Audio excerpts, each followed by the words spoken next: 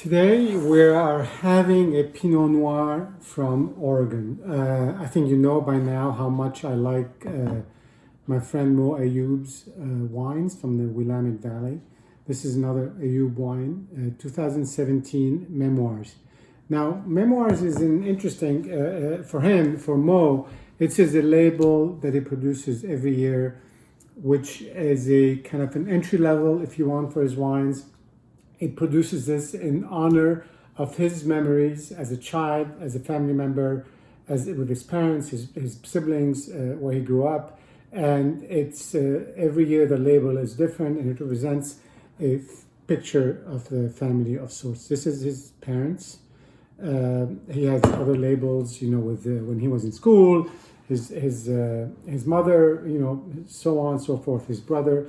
And this is a wine that comes from a combination of different vineyards, some of his and some others. And he assembles it specifically to make it a fun, enjoyable, easy to drink, earlier kind of wine. And it is consistently one of his best wines. So it's really, you can't go wrong with this wine because of the history, because of the quality, and because of your ability to buy it and drink it pretty much as soon as it's released. So let's see what we have here. This is I've had many years of this, so I know that I'm going to be actually happy to be drinking this. And I've already, to be honest, I opened it before today. Anyway, this is always been a typical sort of Oregon Pinot Noir. You get a lot of the orange peel, a lot of the red fruit. You don't get a lot of earth in this. This is more of a primary sort of fruit, maybe because of the age, maybe because of the way it's assembled, maybe because it's younger vines. But it's very pleasant that way. Just a little bit of alcohol. It's usually around 13 and change percent alcohol. Fruit, the kind of pleasing, freshness, even on the nose. And definitely the orange peel, which to me I find to be more of a really Oregon characteristic in a lot of the Pinots there.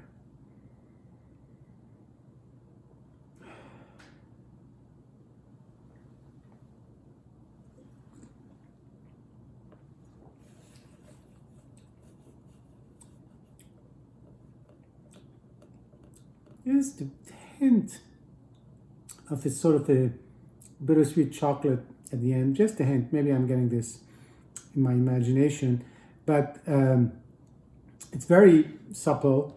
It goes, nicely and quickly. Doesn't necessarily have anything that is persistent, but in a way, that's what makes it pleasing to me, because you always find yourself reaching for more. And that's kind of an interesting phenomenon where, some wines, you reach for more because you just want to keep trying to pin down something that is fleeting. Some wines you reach for more because you just can't stop drinking them. Some wines you don't necessarily want to have more right away because it's just, you're going to think about everything you just tasted, or because it's very strong or powerful. This is the kind of wine you just reach out to drink more because it's just very good, and you're just enjoying it without necessarily having to think too much about it. It doesn't make it just a simple wine. It's just very good and doesn't have any sharp edges. And, it's very enjoyable at the age that it is. So if you find this wine, buy it. I recommend it. Not easy to find again, other than contacting the winery. But also with Mo, it's a good strategy to buy the Memoirs and get some of the other wines. And while you're waiting for the others to mature, you can always drink these and enjoy them. Anyway, cheers, and see you soon.